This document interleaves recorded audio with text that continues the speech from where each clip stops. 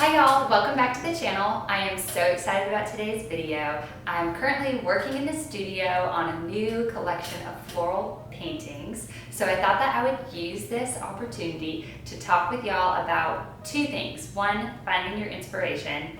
Two, forming a collection of work from that inspiration. So the first thing we're going to talk about is finding your inspiration. I know this can be so daunting as an artist to figure out what you want to paint. When you're sitting there staring at a blank canvas, it can be completely overwhelming. And I remember so many days just actually sitting in my studio, sitting in a spare bedroom in our house, crying in front of a canvas, just not knowing what to paint. So I'd say the first thing that you need to do is explore every idea that you have. Think about what has happened in your life thus far that excites you. What are you passionate about? Is it traveling? Is it food? Is it reading? Like whatever it may be, that is going to be your path to finding what inspires you. For me, traveling is a huge source of inspiration.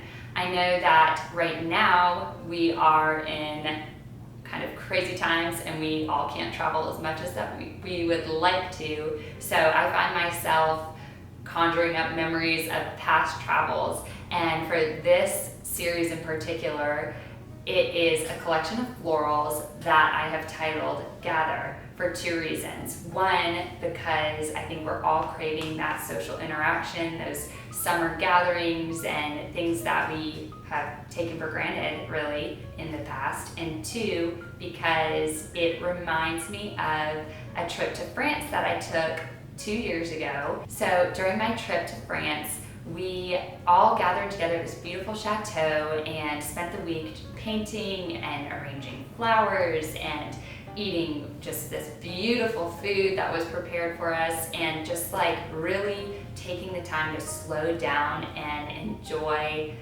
each other's presence and the beauty of the culture and life there in France.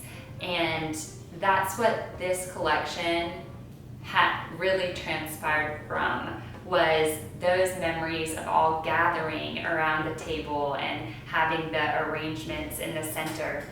So I never would have thought that 2 years ago a collection of florals would be born from my trip to France, but it is so important to document everything, and whether it's through photographs or sketching. Or the third thing that I would encourage you to do to find your inspiration is experience things. Really just drink in everything that life has to offer, whether it's traveling or hiking or laying out at the beach. Really live in the moment. I know I just said document everything, but put your cell phone down, stop scrolling and looking at other people and what they're doing, stop looking at other artists and what they're doing, and really focus on your life and what excites you and what you find inspiring and where you find your passion. Last month I actually did a collection of mountain paintings that was born out of my time spent hiking with my family during the quarantine. So you never know where inspiration will find you, and really it's sitting right in front of you if you would just open your eyes and look. So next we're going to talk about taking that inspiration and transferring it to canvas. How do you do that? I know that it can be so frustrating when you are, like I said, sitting in front of a blank canvas and just really don't know how to create something that is worthwhile. And I'd say the first thing you need to do is have a crystal clear idea of the story that you're trying to tell. So for this collection, I picture a floral arrangement sitting on the middle of the table with friends and family gathered around with food and drinks and laughter, and just, you know, that summer fun and fellowship that we're all craving so often. And really those flowers representing the good times and cherished memories that I have from my life. So once you have a clear idea of the picture that you're trying to tell with your paintings, you start exploring that idea. Start drawing up references from art history and different movements, things and the masters of art that we all know and love. Look at what they do in their paintings and start figuring out how to apply that to your own work, the different brushwork and techniques. What colors do you like that they use? What colors do they pair together? It all works together to tell and communicate a story to the viewer. For this particular collection, I keep referencing these different pictures, books, photos from my travels, and all of the ideas that I can think of that communicate this gathered feeling. So it started with the idea of fresh florals being cut and snipped and laying out across the table. So I had this idea of peonies being freshly cut and laid about the table before they were gathered together and put in a vase. So that kind of was one of the motifs that I wanted to tell within this collection.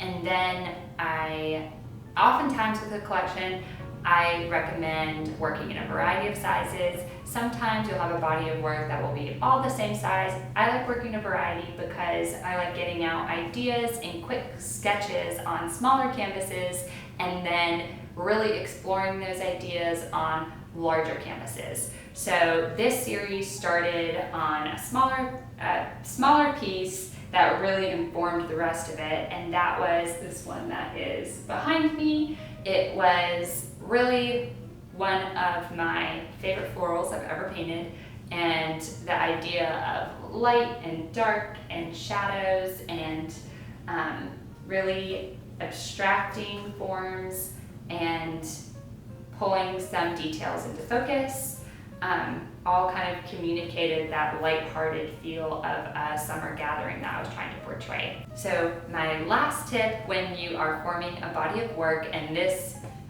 could or could not work depending on your space, is having all of the paintings in front of you and working on all of them simultaneously. So I like to see things that are working in this first piece and then implement those in the other paintings that I have, and really looking at the collection as a whole to see if there are any pieces missing, any motifs that I need to tell that have not been communicated yet through my work, and then just making sure that there's no gaps. So really having it all in front of you. I know that if you don't have the space to do that, it can be difficult, but even just laying them out or stacking them on the wall can help look at the collection as a whole.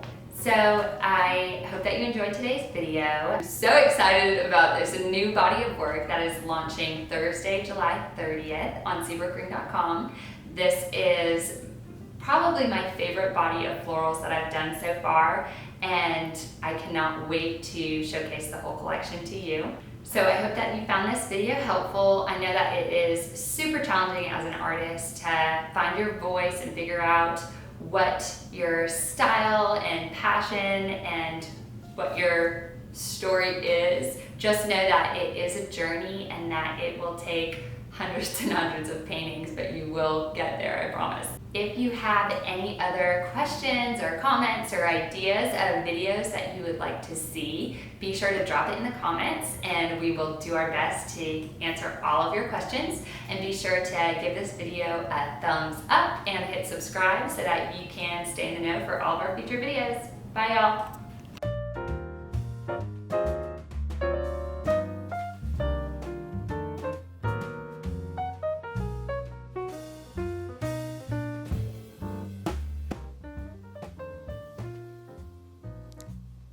Couldn't imagine anything more French if I tried.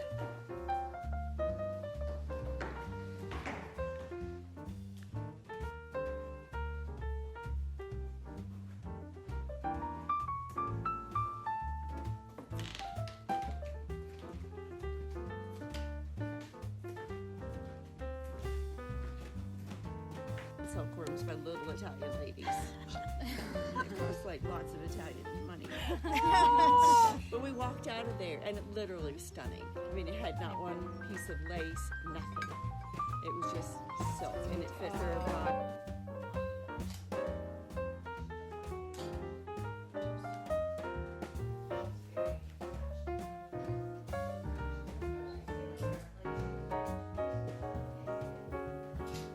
So this is the hallway down to my room, and it's so cute. They have all of these little hats hanging out. It's a really skinny hallway, but it's beautiful. All of the floor here has like the most like intricate patterns ever. It's like absolutely stunning. And then, hello, there's that. But look at this hallway. It's like the prettiest gold light ever.